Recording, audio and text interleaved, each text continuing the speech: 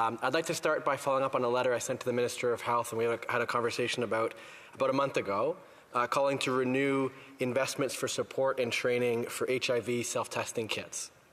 As a reminder to the Minister, in my community, the AIDS Committee of Cambridge, Kitchener and Waterloo area recently expanded their services to Guelph, Wellington, and for over the past year, supported over 600 people in testing for HIV. 94% of the people engaged requested assistance from a peer worker to ensure they understood and completed the test correctly. And so while the test kits remain available, the funding for support from a peer worker had ended. When we last spoke, the Minister had shared that he was planning to look into this. Can he share if the federal government will resume funding for the support of these self-test kits, and if so, when? The Honourable Minister has 1 minute to respond. Thank you very much, Madam Speaker, and thank you to member for his question. I appreciate the continued conversation on this topic, and I really appreciate his very earnest advocacy. It's an area where we know when folks get tested, we can get them the drugs that they need, and it becomes a very manageable condition rather than what it had been in the past, the death sentence.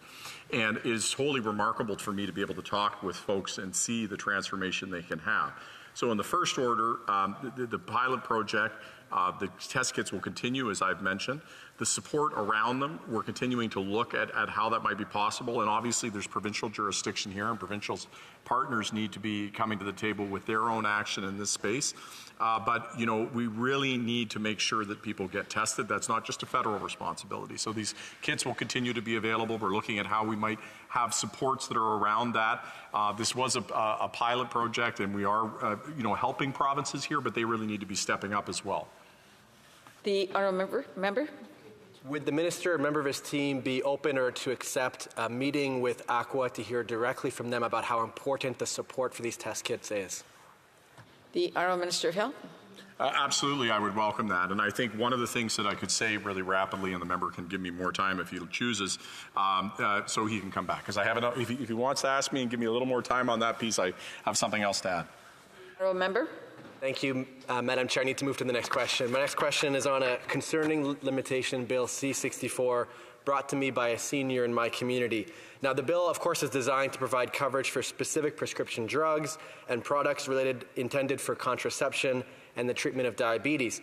My concern of that and that of this constituent is that critical equipment to administer medication and to monitor blood sugar levels for people with diabetes, like real-time continuous glucose monitoring devices, are not included.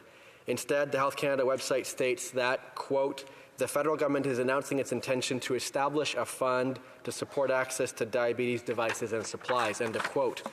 Glucose monitoring devices cost between $2,000 to $6,000 per year and are a crucial part of diabetes management. And so while providing insulin is an important measure and Greens support it wholeheartedly, I'm concerned that this senior is still being on the hook for hundreds of dollars a month for this essential tool in managing her diabetes, even with the passage once we get there of Bill C-64. Will the Minister commit to establishing this fund to ensure that glucose monitoring devices required by diabetics will be covered across the country, and if so, by when? The Honourable Minister. Yes, absolutely. I think that the fund is established specifically for that purpose. Now, it's going to vary province to province, but what I want to be able to see for those that are in need and who are in income insecure situations, that we are going to have that ability to do that.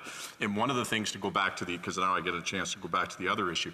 One of the things talking about sexual health and about contraceptives is, as we're having conversations in the pharma space, I'm having conversations like with Manitoba about, because they're really taking leadership there, to see that how we can spread and increase that action around sexual health. And to me, that certainly includes action on AIDS. The Honourable Member. I'm encouraged to hear that on both fronts.